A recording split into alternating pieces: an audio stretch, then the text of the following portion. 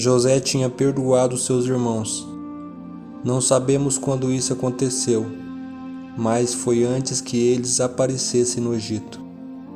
José provavelmente nunca teria prosperado no Egito se não os tivesse perdoado, pois provavelmente a ira e a amargura teriam consumido seu coração e prejudicado sua relação com o Senhor.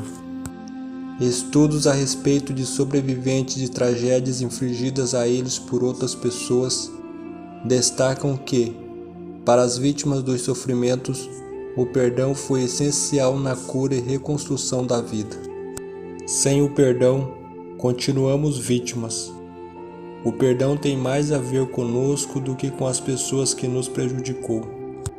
Mas embora José tivesse perdoado seus irmãos, ele não estava disposto a permitir que os relacionamentos familiares fossem retomados a partir de onde eles o teriam deixado, isto é, no poço seco de Dotã. Ele tinha que ver se algo havia mudado. Foi aí que começou um jogo de gato e rato entre José e seus irmãos. José simulou um roubo e incriminou seus irmãos, e exigiu que os irmãos trouxessem Benjamim à sua presença, e fingiu que ia punir o irmão caçula. Na verdade, somente quando os irmãos demonstraram estar vulneráveis, e um deles, Judá, até admitiu ficar preso no Egito em lugar de seu irmão Benjamim, foi que José percebeu a mudança. Percebeu José naquele momento que passaria a ter um papel de provedor e líder de sua família. Naquele momento onde eles estavam totalmente indefesos e sem comida. A profecia que tinha sido dada a José, ainda na sua adolescência, através de alguns sonhos, enfim se realizara. A família estava totalmente dependente dele. Quando adolescente, ele se impressionou com a honra que iria lhe caber. Mais tarde, percebeu ter herdado uma grande responsabilidade: garantir a sobrevivência da linhagem de Abraão. Então era hora de agir. Afinal, o rancor e a mágoa de ser traído por seus irmãos já havia o deixado há muito tempo atrás.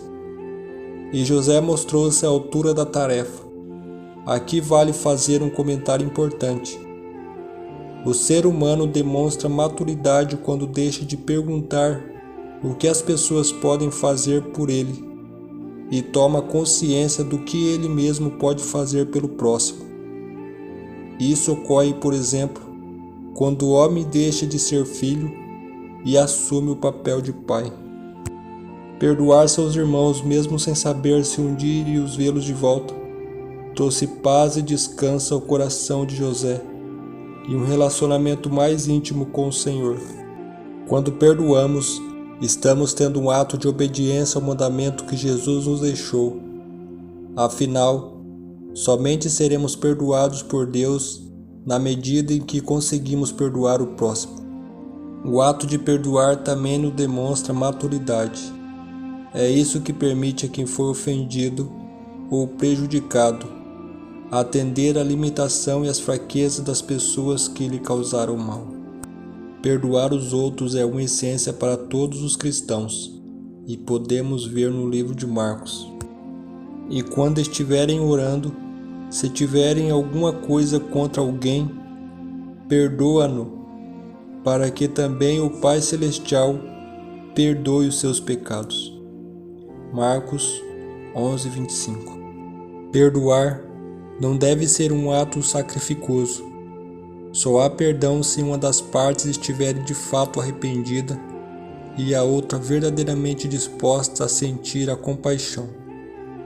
Perdoar requer assumir os erros que cometemos e, acima de tudo, nos perdoarmos a nós mesmos, o que exige sempre um primeiro passo: abrir a porta da alma. O perdão de coração aos nossos irmãos nos aproxima das lições de Jesus e dos caminhos que Deus nos reservou. É algo que nos torna pessoas melhores, não só para nós mesmos, mas para todos os que estão à nossa volta. José se aproximou mais de Deus no momento em que perdoou seus irmãos. Até um dia, José se vê então como a segunda pessoa mais importante do Egito. A comunicação entre eles ocorria por meio de um intérprete, e, portanto, os irmãos de José não sabiam que ele podia entendê-los. José ouviu a confissão de seus irmãos. Eles tinham pensado que, ao se livrarem de José, estariam livres dos relatórios que este dava ao pai. Pensaram que não teriam que atuar os sonhos dele, nem vê-lo se regozijar na função de favorito do pai. Mas em vez de encontrarem descanso, haviam sido atormentados pela consciência culpada durante todo aquele tempo. Suas próprias más ações os tinham levado à inquietação e ao medo paralisante da vingança de Deus. José sentiu pena pelo sofrimento deles. Ele chorou por seus irmãos. José sabia que a fome ainda duraria vários anos. Então insistiu que eles trouxessem Benjamim de volta com eles na próxima vez que viessem comprar mantimentos.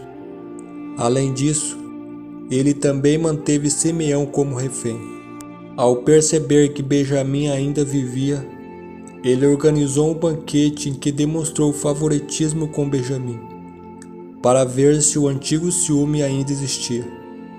Os irmãos não demonstraram ciúmes, mas José conhecia a astúcia deles, pois tinham enganado uma cidade inteira, e imaginava que tinham mentido para seu pai a respeito de seu destino.